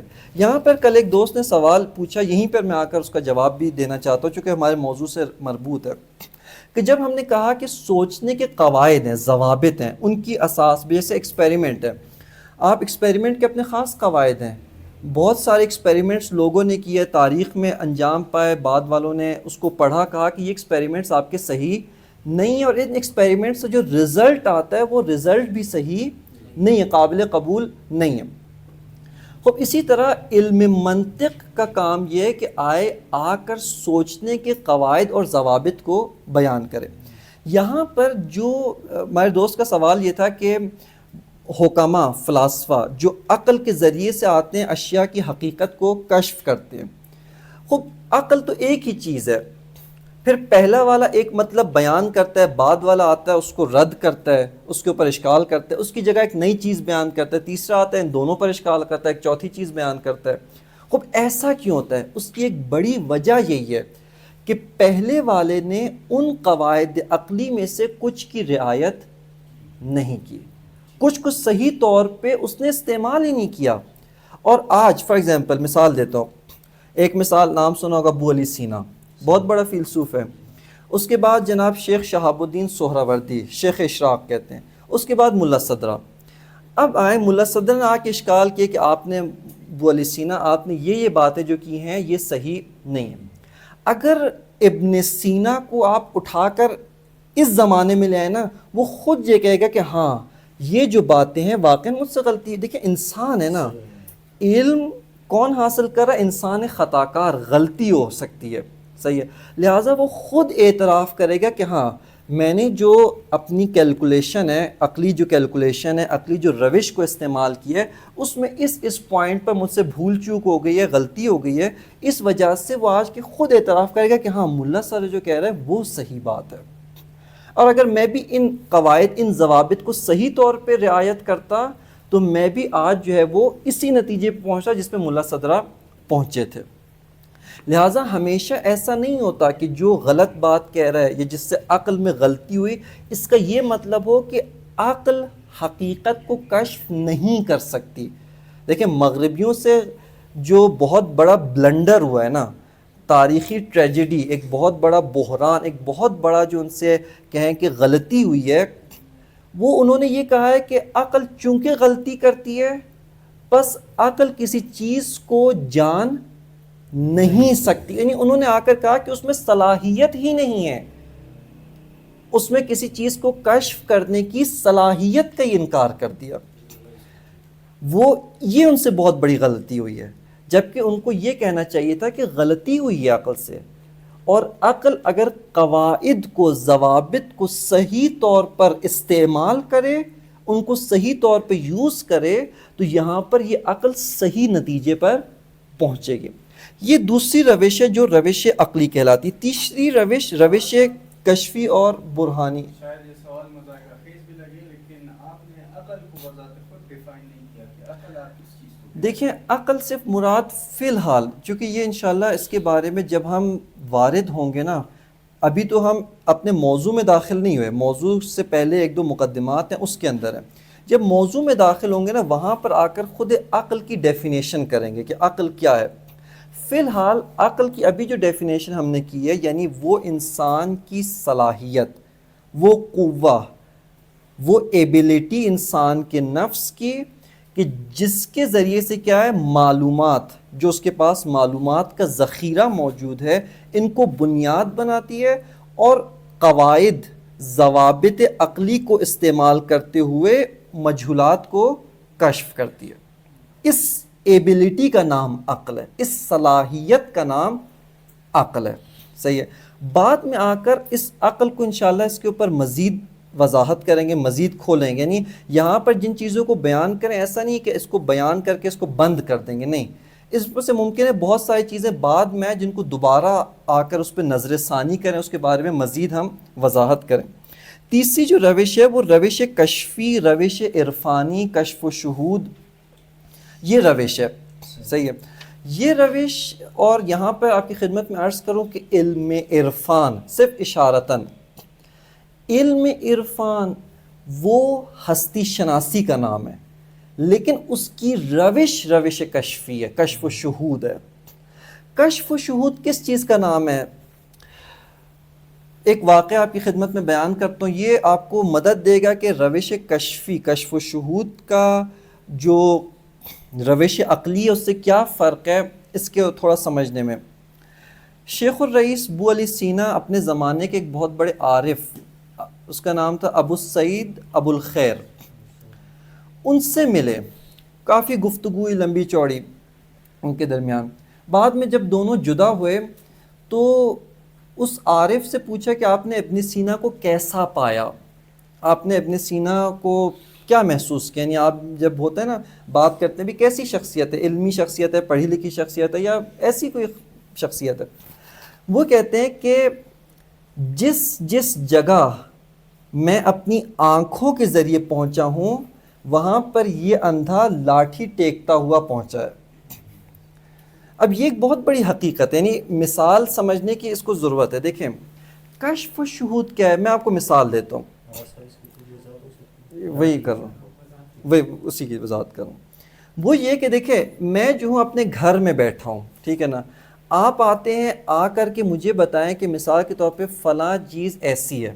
اب میں آ کے اس کو اپنی عقل سے اینالائز کر رہا ہوں، میں یہ کہہ رہا ہوں کہ اچھا اگر ایسا ہوا تو عقل کہتی ہے اس کے بعد یہ ہونا چاہیے، اس کے بعد یہ ہونا چاہیے، چوتھا سٹیپ یہ، پانچواں سٹیپ یہ. مثال دیتا ہوں، کوئی کہے کہ کمرے میں آگ جل رہی ہے، بس اتنا بتایا، کمرے کے اندر آگ جل رہی ہے. اب یہاں پر آپ یہاں پہ اس ایونٹ پہ موجود نہیں ہیں. خب جیسے ہی آپ نے کہا کہ آگ جل رہی ہے تو دھواں بھی تو ہوگا حتماً، صحیح ہے نا، یعنی متعارف آگ کی بات کرو. آپ مجھے ادھر نہ لیں، کیمسٹری میں بہت ساری آگیں ایسی جن کا دھواں نہیں ہوتا، لیبارٹری میں آپ ان کو بنا. ابھی ہم ایک جنرل بات کر رہے ہیں یہاں پر کہ جو معمولی آگ ہوتی ہے اس کا دھواں ہوتا ہے. خب آگ جل رہی ہے، ٹھیک ہے. اب آپ سوچتے ہیں کہ یار آگ جل رہی ہے حتماً اس کا دھواں بھی ہوگا. تیسری چیز یہ کہ یار جب دھواں ہے تو کمرے کی دیوار سفید ہے، آپ نے آ کر دیکھا کچھ بھی نہیں ہے، سفید دیوار کے اوپر دھوئیں کا اثر بھی ہوگا، دیوار کالی ہو جائے گی، ٹھیک ہے. آپ نے آ کر دیکھا نہیں، لیکن آپ نے کیا کیا، اپنے عقلی جو معلومات ہیں، آپ کو کسی نے صرف یہ بات بتائی تھی کہ کمرے میں آگ جل رہی ہے، ختم. اس کے بعد آ کے آپ نے عقلی طور پہ اس کا اینالائز کیا، اس کا تجزیہ اور تحلیل کیا اور آگے بڑھتے گئے، اور بہت ساری چیزیں جو نہیں بتائی تھیں، جو آپ کے لیے نامعلوم تھیں یعنی مجہول تھیں، ان کو بھی کشف کیا. یہ روش عقلی ہے. لیکن وہی آدمی آپ کا ہاتھ پکڑ کے کمرے میں لے آئے اور آپ ہر چیز کو بذات خود اپنی آنکھوں سے مشاہدہ کریں، دیکھیں، یہاں پر آپ نے ہر چیز کو خود کشف کیا. یہ مثال ہے، ہاں صحیح ہے نا. آپ نے خود دیکھا آگ جل رہی ہے، دھواں نکلا، اس نے دیواروں کو کالا کیا، اور کیا اثرات ہیں، اس کی اسمیل ہے، فلاں چیزیں، یہ سارے اس کے اثرات آپ نے خود دیکھے، خود ان کو مشاہدہ کیا، خود ان کی طرف آپ نے توجہ کی. عارف جو روش کشف و شہود ہے وہ یہی کام ہے. یعنی ایک فیلسوف جو ہے، جو عقلی قواعد کے ذریعے سے جس حقیقت کو پا رہا ہوتا ہے، عارف سیر و سلوک، تہذیب نفس، اس کے ذریعے سے ان مدارج کو طے کرتا ہے اور خود جا کر اس کو دیکھتا ہے، نہ آنکھوں سے، دل کی آنکھوں سے. امیر المومنین امام علی علیہ السلام سے سوال پوچھا نا کہ آپ نے خدا کو دیکھا ہے، تو آپ نے یہی فرمایا کہ میں نے خدا کو دیکھا ہے، لیکن خدا وہ حقیقت نہیں جو ان آنکھوں سے نظر آئے. کیوں؟ یہ آنکھیں جسم کو دیکھتی ہیں، یہ آنکھیں رنگوں کو دیکھتی ہیں، رنگ کو دیکھ سکتی ہیں. کوئی جسم ہو جس کا کوئی رنگ نہ ہو، یہ آنکھ اس کو نہیں دیکھ سکتی. ہوا جسم ہے لیکن آنکھ اس کو نہیں دیکھ سکتی. پھر کس چیز سے دیکھا؟ فرمایا کہ اس کو دیکھا ہے حقیقت ایمان سے، حقیقت قلب سے. اس کو میں نے قلب کی آنکھوں سے، دل کی آنکھوں سے دیکھا۔ قلب کی آنکھیں کیا ہیں؟ قلب سے دیکھنے کا مطلب کیا ہے؟ چونکہ ہم خود اس وادی کے نہیں ہیں، لہٰذا اس کو بیان کرنا، اس کو سمجھانا، اس کی حقیقت کو کھولنا اسی طرح سے جیسے آپ نابالغ بچے کو نکاح کے بارے میں سمجھائیں۔ مثال بھی ایسی دی ہے کہ سب پہنچ گئے ہیں، ٹھیک ہے نا، کہ آپ اس کو بتائیں کہ بھئی اس میں کتنی لذت ہے، کیا مزہ آتا ہے، کیا آتا ہے، اس کو کیا پتہ ہے کہ کیا ہوتا ہے، ٹھیک ہے نا۔ آپ 5-6 سال کے بچے کو سمجھائیں، یعنی اس کا کیا مطلب ہے؟ اس کا مطلب ہے کہ تم تھوڑا صبر کرو، ایک بلوغ تک پہنچ جاؤ گے، اس کے بعد یہ چیزیں خود پتہ ہو جائے گی۔ اسی طرح روحانی بلوغ ہے، آپ ایک بلوغ تک پہنچے، ان مدارج کو طے کریں، چونکہ جو چیزیں سننے سے آئیں گی نا وہ حقیقت کبھی بھی نہیں ہے کہ جو آپ خود جا کر مشاہدہ کرتے، جو آپ خود جا کر دیکھیں گے، صحیح ہے۔ لہٰذا یہ جو ہے وہ روش کشفی، روش عرفانی، اس کے ذریعے سے چیزوں کی حقیقت جان سکتے ہیں۔ اور آپ کی خدمت میں عرض کیا کہ علم العرفان یا عرفان نظری، علم عرفان جیسے ہمارے اساتید کہتے ہیں کہ یہ علم عرفان کرامتیں دکھانے کا نام نہیں ہے، اگرچہ کرامت بھی آ جاتی ہے، لیکن ان کے بقول کہ جب انسان صاحب راز ہو جائے، خدا کا ہم راز بن جائے، جیسے ہوتا ہے نا محرم اسرار بن جائے۔ کب محرم اسرار بنتا ہے؟ جب اس کا منہ سی دیا جاتا ہے، یعنی اس کو پتہ سب کچھ ہے، بتا نہیں سکتا، اس کو بیان نہیں کر سکتا، اس کو کھول نہیں سکتا۔ کیوں؟ چونکہ میں محرم اسرار ہوں، تم نامحرم ہو۔ تمہیں وہ خالق، اگر تم بھی اس کی عبادت کرو، قرآن مجید کی آیت مجیدہ ہے وَاعْبُدْ رَبَّكَ حَتَّى يَأْتِيَكَ الْيَقِينُ، کہ رب کی عبادت کریں، بندگی کریں، یہاں تک کہ یقین تک پہنچ جائے۔ کون سا یقین؟ خود جا کر دیکھ لیں، خود جا کر آپ ملائکہ کو دیکھ لیں۔ رسول اللہ کا فرمان ہے امام علی کے بارے میں کہ یا علی انت تسمع ما اسمع و ترى ما ارى، کہ اے علی جو میں سنتا ہوں وہ آپ سنتے ہیں، جو میں دیکھتا ہوں وہ آپ دیکھتے ہیں۔ یعنی کیا مطلب؟ یعنی رسول اللہ نے حضرت جبرائیل کی حقیقت دیکھی تھی کہ جبرائیل کس حقیقت کا نام ہے۔ جبرائیل پروں والی حقیقت کا نام نہیں ہے، کیونکہ وہ جبرائیل میٹا فزیکل حقیقت ہے، فزیکل حقیقت نہیں ہے، فزیکل چیز کا نام نہیں ہے۔ لیکن رسول اللہ نے حضرت جبرائیل کو دیکھا، کس چیز سے دیکھا؟ نہ آنکھوں سے، قلبی ایمان سے اور قلب کی آنکھوں سے دیکھا۔ اس کے بارے میں یہیں تک جو ہے وہ کافی۔ چوتھی روش جو ہے وہ ہے روش نقلی۔ نقلی یعنی نریشن، نریٹ کرتے ہیں نا، نقل کرنا۔ نقل سے مراد نقل اتارنا نہیں ہے، ٹھیک ہے نا، نقل سے مراد نریشن ہے، یعنی سننے سے۔ یہ بھی ایک روش ہے۔ مثال کے طور پہ جیسے بہت ساری دنیا کے شہر جو ہیں ان کے بارے میں آپ نے خود جا کر دیکھا نہیں ہے، لیکن آپ کو معلوم ہے اس نام کا ایک شہر موجود ہے۔ علم تاریخ، ہسٹری، اس کی یہی روش ہے۔ علم تاریخ علم ہے، صحیح ہے، اس کی یہی روش ہے، نریشن۔ اور اس میں بھی یقین ہے، اس کی اپنی میتھڈولوجی ہے، اپنا ریسرچ میتھڈ ہے، ایک اپنی خاص روش ہے، یہ روش نقلی ہے۔ علم تاریخ، اس کے علاوہ مثال کے طور پہ احادیث شریفہ، قرآن مجید۔ قرآن مجید جو آج ہمارے لیے ثابت ہے، 2-3 طریقوں سے ثابت ہے۔ ایک قرآن مجید کا چیلنج ہے کہ اگر آپ اس جیسا لا سکتے ہو تو لے آؤ، وہ آج بھی موجود ہے چونکہ قرآن معجزہ ہے۔ ایک اور بڑی جو روش ہے جس کے ذریعے سے قرآن ثابت ہے وہ یہی ہے کہ نقل ہوا ہے، اس حد تک نقل ہوا، اس حد تک نریٹ ہوا ہے کہ اس کے اندر جھوٹ کا اور خطا کا شائبہ موجود نہیں ہے۔ رسول خدا صلی اللہ علیہ وآلہ وسلم نامی ایک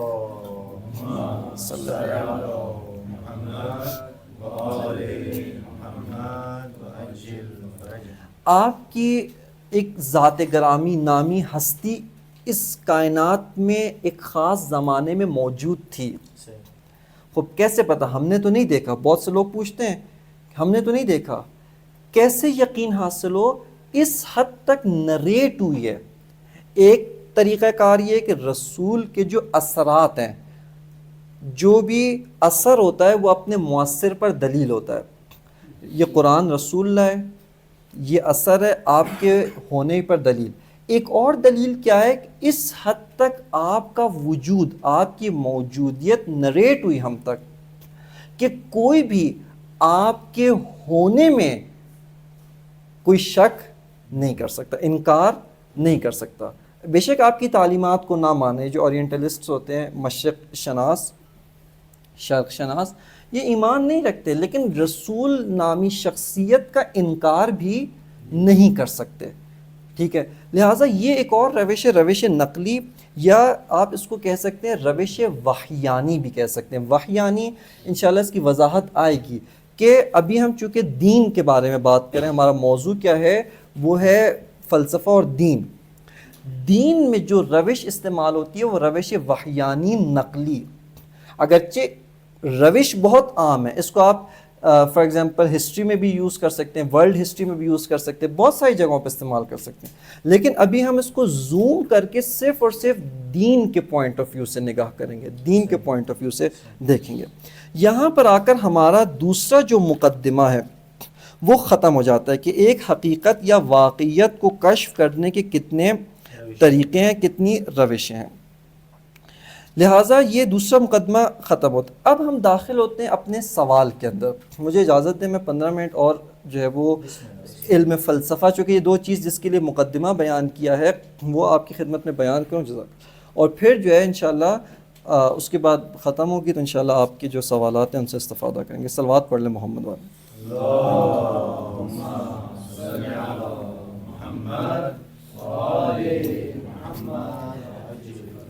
علم فلسفہ کیا ہے؟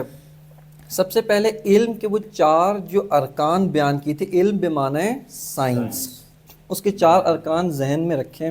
ہم آتے علم فلسفہ میں. علم فلسفہ کی ایک بڑی مشکل یہ ہے اس کو ڈیفائن کرنے میں کہ اس کی خود کئی ٹرمینالوجیز ہیں. ایک میں صرف اور صرف اشارتاً 2-3 ٹرمینالوجیز بیان کروں گا تاکہ یہ بات کی جا سکے کہ ابھی جب فلسفہ کہہ رہے ہیں تو ہمارا مراد کیا ہے، ہم علم فلسفہ سے ہم کیا چیز کہنا چاہتے ہیں، یا فلسفی سے ہمارا ابھی مقصود کیا ہے.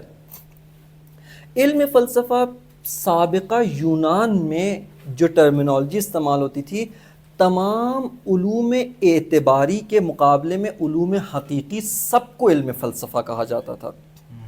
مثال کے طور پہ جس کو ہم فزکس کہتے ہیں یا نیچرل سائنسز کہتے ہیں، یہ سب کے سب بات سمجھتے ہیں کہ یہ آج کی پیداوار ہے. نہیں، یہ بہت پرانے علوم ہیں. اس کو طبیعیات کہا جاتا تھا. اس طبیعیات کے اندر 3 جو تھے ایلیمنٹس ہوتے تھے، یعنی اس سے زیادہ ہوتے تھے لیکن 3 موٹے موٹے ایلیمنٹس. ایک جس کو آج ہم فزکس کہتے ہیں، یہ بھی اس سے بحث کی جاتی تھی. جسم کیا ہے، جسم کی کریکٹرسٹکس کیا ہیں، اس کے خواص کیا ہیں، یہ سب موجود ہے. جناب ابو علی سینا یعنی 4 صدی ہجری میں وہ موجود تھے. انہوں نے مفصل تفصیلی گفتگو کی ہے جس میں ایک مشکل یہ تھی ان کے پاس آج کے جتنے ابزار ہیں، ریسورسز ہیں، یہ موجود نہیں تھے، لیکن اس کے باوجود جس حد تک ان کے پاس چیزیں موجود تھیں انہوں نے اس کے بارے میں بحث کی، گفتگو کی ہے. بس علم فلسفہ کی ایک اصطلاح کیا ہے کہ تمام علوم حقیقی، اس کے اندر فلسفی بمعنی میٹا فزیکل فلسفی جس کو آج فلسفہ کہتے ہیں وہ بھی شامل ہے، طبیعیات وہ بھی شامل ہے. تیسرا ریاضیات. ریاضیات کے پھر مختلف برانچز ہیں. ایک برانچ ہے اختر شناسی جس کو علم ہیئت کہتے ہیں، ایسٹرولوجی، ستاروں کے احوال، چونکہ ستاروں کی حرکت، ستاروں کی جگہ، ان کا مکان، کدھر کوئی ستارہ ہے، اتنے وقت کے بعد کہاں پر ہوگا، پلیسمنٹ جو ہے کیا نام ہے، خسوف اور کسوف یعنی سولر ایکلپس اور لیونر ایکلپس، ان دونوں کی کیلکولیشن، یہ سب کا سب اس علم کا کام ہے. اس کے علاوہ علم حساب ہے، علم حساب جو عدد سے بحث کرتا ہے. ہندسہ نہیں، اسٹیٹسٹکس نہیں، ہندسہ صحیح. اس کے علاوہ نہ ہندسہ بھی نہیں ہے، ہندسہ الگ علم ہے. علم حساب خود حساب ہی ہے، صحیح ہے نا، ریاضی. مثال جیسے 2 جمع 2 یہ عدد جس سے گفتگو کرتا ہے، ڈیجٹس جو ہے نا، یہ علم حساب کا موضوع ہے، عدد کے قواعد. اس کے علاوہ اور 2-3 علم موسیقی کو بھی اس میں شامل کیا جاتا تھا چونکہ قواعد ریاضی علم موسیقی میں آتے تھے. اور ایک چوتھی ہے وہی ہندسہ جو دوست نے نام لیا، وہ علم ہندسہ یعنی ٹریگنومیٹری، ٹھیک ہے، اس کے اپنے قواعد ہیں. خب یہ سارے کے سارے علوم فلسفہ کہلاتے تھے. یہ ایک ٹرمینالوجی ہے. یعنی تمام علوم حقیقی یہ سب کے سب فلسفہ ہیں. کون سے علوم نکل جائیں گے؟ تاریخ فلسفہ نہیں ہے، اعتباری ہے، ٹھیک ہے.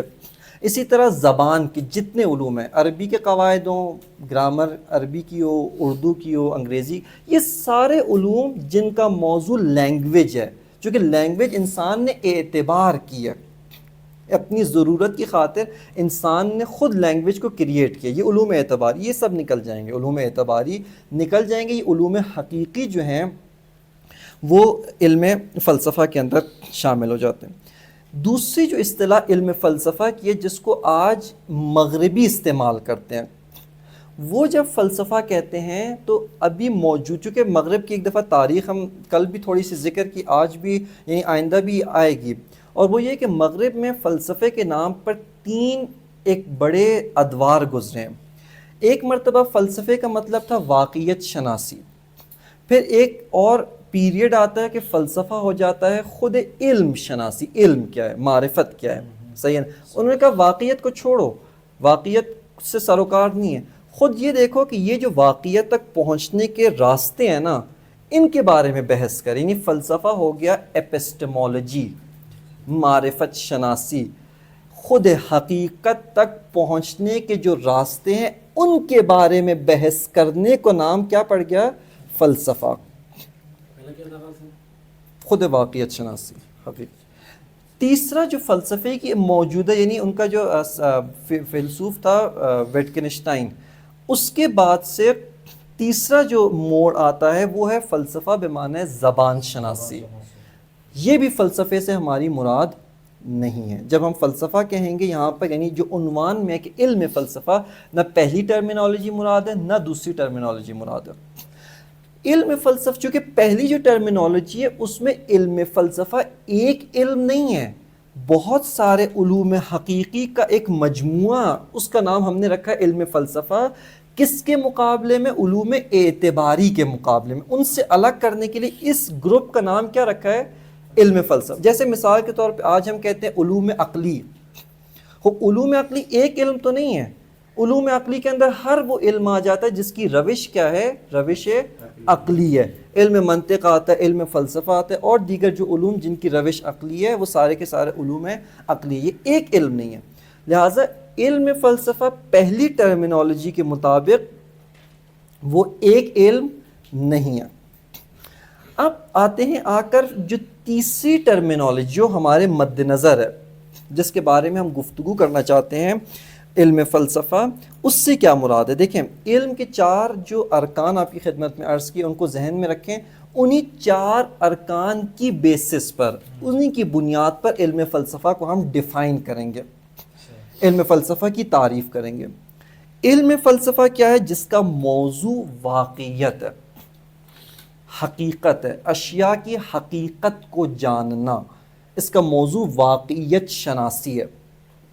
یہ جو آپ نے سنا بھی ہوگا، عربی زبان میں کہا جاتا ہے اس کا موضوع موجود بما ہوا موجود ہے۔ اس موجود بما ہوا موجود سے مراد کیا ہے؟ یعنی واقعیت کو پہچاننا، کس کے مقابلے میں؟ ان چیزوں کے مقابلے میں کہ جو واقعیت نہیں ہے، جن کو انسان واقعیت گمان کرتا ہے لیکن حقیقت میں وہ واقعیت نہیں ہے، وہ حقیقت نہیں ہے، لیکن انسان گمان کرتا ہے، انسان میں توہم پیدا ہوتا ہے کہ یہ بھی واقعیت ہے لیکن یہ واقعیت نہیں ہے۔ پس علم فلسفہ کا جو موضوع ہے وہ ہے واقعیت، ہستی، موجود بما ہوا موجود، یہ علم فلسفہ کا موضوع ہے، سبجیکٹ ہے۔ یہ ہستی کا دائرہ کتنا وسیع ہے، چاہے وہ ہستی فزیکل ہو، میٹا فزیکل ہو، کسی بھی قسم کی ہستی ہو، کسی بھی قسم کا موجود ہو، کسی بھی قسم کی واقعیت ہو، صرف ہمارا گمان نہ ہو، بس صرف گمان کو باہر کیا ہے، سب یعنی گمان کو ہم نے باہر کیا ہے، یہ ساری چیزیں یہ کیا ہے؟ علم فلسفہ کے دائرے میں، اس کے موضوع میں شامل ہو جاتی ہیں۔ علم فلسفہ کے مسائل کیا ہیں، اس کے پرابلمز کیا ہیں، سوال کیا ہے، سوالات کیا ہیں؟ اس کا سوال یہ ہے کہ ہستی کی جو کیریکٹرسٹکس ہیں ان کی پہچان۔ مثال کے طور پہ ایک موجود ہے، یہ موجود مادی ہے، اس کے کیریکٹرسٹکس کون سے ہیں؟ مادی والے کیریکٹرسٹکس ہیں، اس کی خصوصیات مادی والی خصوصیات ہیں۔ ایک اور موجود ہے وہ غیر مادی موجود ہے جس کو مجرد کہتے ہیں. موجود مجرد یعنی میٹا فزیکل موجود ہے. اس کی کریکٹرسٹکس اس کے حساب سے ہیں, وہ ہے موجود لیکن غیر مادی موجود ہے. اسی طرح ایک موجود ہے وہ واجب ہے, واجب الوجود ہے. ایک موجود ہے ممکن الوجود ہے. ان کی الگ الگ کریکٹرسٹکس ہیں. ان کریکٹرسٹکس, ان خصوصیات کو بیان کرنا یہ علم فلسفہ کے مسائل کہلاتے ہیں. علم فلسفہ کے سوالات ہیں, علم فلسفہ کے پرابلمز, جس کو ہم پرابلمز کہتے ہیں, یہ علم فلسفہ کے سوالات اور علم فلسفہ کے مسائل ہیں. روش کیا ہے؟ دیکھیں علم فلسفہ کی روش کیا ہے, یہ ایک بہت بڑا موضوع ہے اور اس کے اوپر ہم کریں گے گفتگو انشاءاللہ جتنی ہمارے پاس فرصت ہوئی اور وقت باقی ہوا, اس کے بارے میں انشاءاللہ ہم گفتگو کریں گے.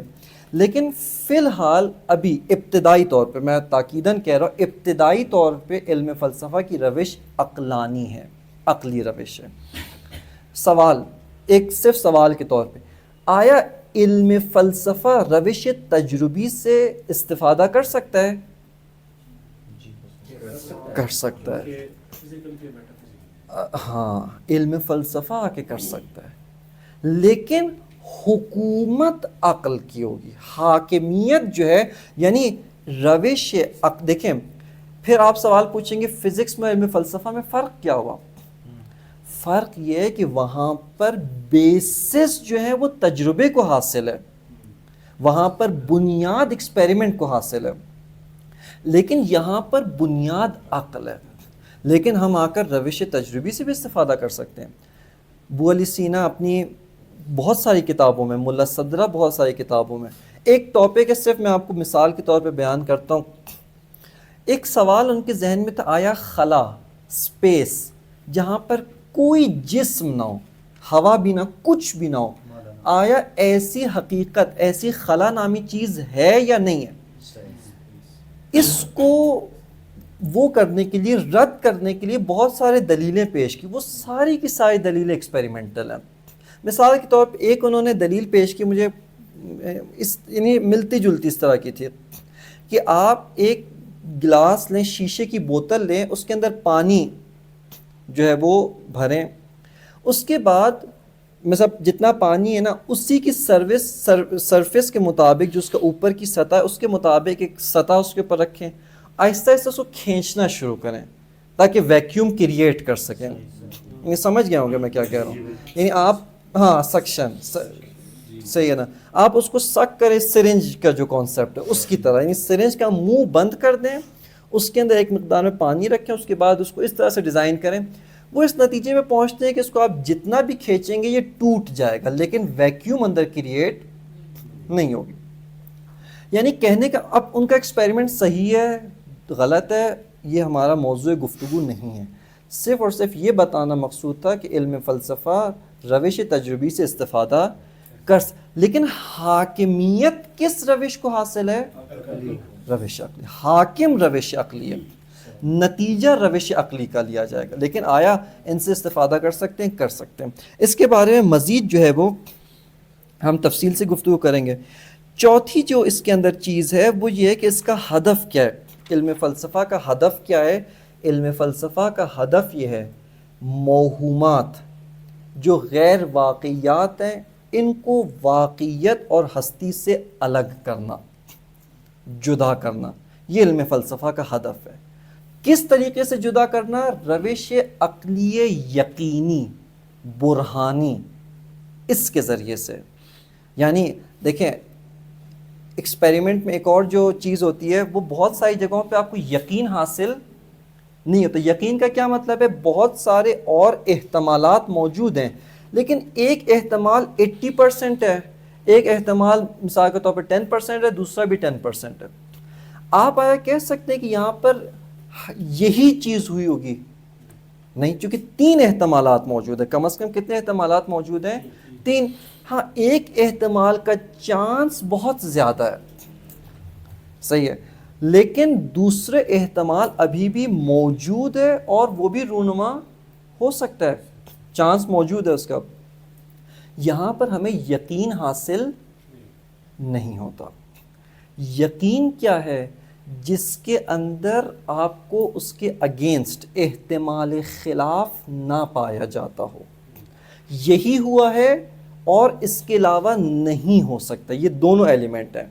یعنی مثال کے طور پہ جیسا آپ کو ابھی یقین ہے کہ دن ہے، یعنی حتماً دن ہے اور رات نہیں ہے، یعنی اور کوئی چانس اور کوئی اس کے ساتھ جو ہے وہ احتمال پایا. روش عقلی کی جو ایک خصوصیت ہے جس کو شہید مطہری نے اسلامی علوم کا تعارف، اس کے اندر جو علم منطق ہے، برہان ہے، اس کے اندر بھی ذکر کیا ہے، وہ یہ ہے کہ یہاں پر یہ آپ کو یقین تک پہنچاتا ہے. یہ آپ کو یقین تک پہنچاتا ہے، اس کے اندر احتمال خلاف نہیں پایا جاتا. ہاں خطا دیکھیں، وہ بات پہلے ذہن میں رکھیں، غلطی ہو سکتی ہے. آپ نے عقل نے غلطی کر دی، اس وجہ سے غلط نتیجے پہ پہنچے، وہ ایک الگ چیز ہے. ہاں لیکن آپ عقل صحیح طور پہ چلے، صحیح نتیجے پر پہنچے، یہاں پر اس نتیجے کے علاوہ کوئی اور نتیجہ حاصل نہیں ہو سکتا. یہ بات واضح نہیں ہوئی لگتا ہے؟ واضح ہو کہ یہ سب صحیح ہے. لہٰذا علم فلسفہ کا ہدف کیا ہے، اس کا مقصد کیا ہے، غایت کیا ہے؟ ہستی شناسی، واقعیت شناسی، غیر واقعیت کو واقعیت سے الگ کرنا، جدا کرنا. موہومات جیسے بھوت، پری، چڑیل، اس طرح کی جو غیر موہومات، وہ غیر واقعیات ہیں، موہومات ہیں، متوہمات ہیں، ان کو واقعات سے جدا کرنا. کس روش کے ذریعے سے؟ عقلی برہانی یقینی. یہ برہان بھی اپنے ذہن میں رکھ لیں، عقلی برہانی یقینی، اس روش کے ذریعے سے اس کو الگ کرنا. یہ جو ہے وہ علم فلسفہ کی تعریف ہے. اس کے بعد دین کیا ہے، دین کی تعریف کیا ہے، دین کی حقیقت کیا ہے. انشاءاللہ تعالی ہم اس کو جو ہے وہ بعد والے جو ہے وہ انشاءاللہ درس میں اس کے اوپر گفتگو کریں.